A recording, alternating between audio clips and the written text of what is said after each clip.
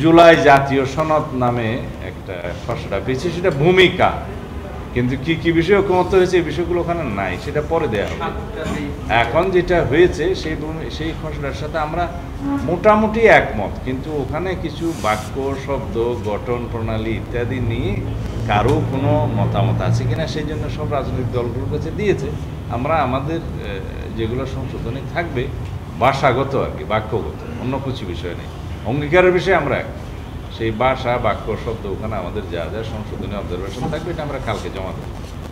কিন্তু যে 2 বছরের ভিতরে এই প্রতিশ্রুতিগুলো বাস্তবায়নের ক্ষেত্রে যে অঙ্গীকার চাওয়া হয়েছে সে বিষয়ে আমরা একমত, এবং যে সমস্ত প্রতিশ্রুতি বাস্তবায়নের জন্য আইন, কানুন, সংবিধান চেঞ্জ করার জন্য ওখানে বলা হয়েছে সেটা তো বলারও প্রয়োজন নেই, সেটার জন্যই তো এই প্রতিশ্রুতি, সেটার জন্যই তো এই ঐকমত্য কমিশনে আসা।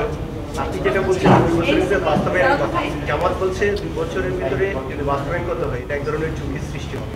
আরেকটা প্রশ্ন, এনসিপি বলছে তারা এই যে বিষয়গুলোতে ঐক্যমত পৌঁছেছে এই বিষয়গুলো তারা নির্বাচনের আগে একটা আইনি কাঠামো চায়। ভাই এনসিপির উত্থাপিত প্রশ্নের জবাব তো আমি দেবো না, ওনাদের কাছে জিজ্ঞেস করেন ওনারা কেন বলছে। এই বিষয়ে আপনাদের তারা যে বিষয়টা, আমরা সংস্কার কমিশন যে প্রস্তাবটা দিয়েছে তার সাথে একমত। আমরা তো আলোচনা করতে এসেছি কোনো দলের সাথে নয়, সংস্কার কমিশনের সাথে, জাতীয় ঐক্যমত্য কমিশনের সাথে। তারা আলাপ আলোচনা করে যে খসড়াটা দিয়েছে সেই খসড়ার সাথে আমরা প্রাইমারিলি একমত। শুধু কিছু কিছু শব্দ, বাক্য ওনারাই বলেছেন যে যদি কারো কোনো অবজেকশন থাকে এই ভাষাগত দিকটা একটু সংশোধন করে আপনারা দেন। আমাদের সেটা মেজর কোনো ইস্যুজ ওখানে নাই। সেখানে কিছু শব্দ চয়ন, কিছু বাক্য চয়ন, কিছু গঠন প্রণালীতে একটু আসলে ত্রুটি আছে, হয়তো তাড়াহুড়ো করে দিয়েছে বলে ওনারা এত দেখতে পারেননি। সেটা আমরা কাজ করছি, আমরা কালকের মধ্যে দিয়ে দেবো ইনশাআল্লাহ। বাস্তবায়নে 2 বছর যে বাস্তবায়নে যে আপনারা অঙ্গীকার করবেন এটা কি মানে বেশি নাকি কম হয়ে যাচ্ছে? এটা ঐক্য কমিশন সেটা যুক্তিযুক্ত মনে করেছে, এখানে আমাদের মন্তব্য কি থাকতে পারে? আপনারা কি মনে করেন? আপনারা তো বাস্তবায়ন আমরা তো বলেছি তাদের এই খসড়ার সাথে আমরা প্রায় একমত, শুধু ভাষাগত কিছু বিষয় আছে। এই সেটা হলো নির্বাহী বিভাগের মানে সংগঠিত প্রতিষ্ঠানের ক্ষেত্রে যে বলো। আমি প্রথম আলো থেকে, আচ্ছা, মানে আপনি যে বিদ্যমান আইনের কথা বলছেন যে আইনকে আরো শক্ত করা, সেক্ষেত্রে বেশ কয়েকটি রাজনৈতিক দল বলেছে যে অতীতে রাজনৈতিক যারাই ক্ষমতায় এসেছে তারাই এটিকে নিজেদের মতো করে ব্যবহার করেছে সংগঠিত প্রতিষ্ঠানগুলোকে।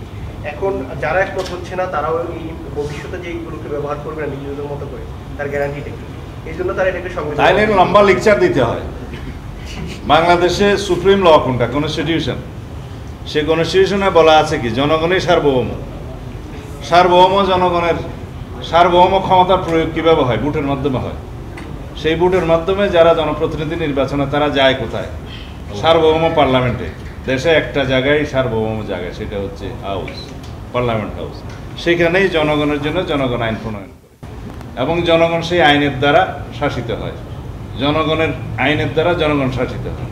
তাহলে জনগণ যাদেরকে সার্বভৌম ক্ষমতা দিয়ে সার্বভৌম পার্লামেন্টে পাঠালো, আইনটা তো ওখানেই প্রণীত হবে, এবং সেই আইন প্রণয়ন নিয়ে তো কোনো প্রশ্ন থাকা ঠিক নয়। কারণ আমরা যদি জনগণের সার্বভৌমত্ব স্বীকার করি, আমরা যদি রাষ্ট্রের মালিকানা জনগণ হিসেবে স্বীকার করি, ক্ষমতার সে প্রতিনিধিত্ব সার্বভৌম পার্লামেন্টে হয় স্বীকার করি, তাহলে আইনটা তো ওখানেই প্রণীত হতে হবে। Thank you very much.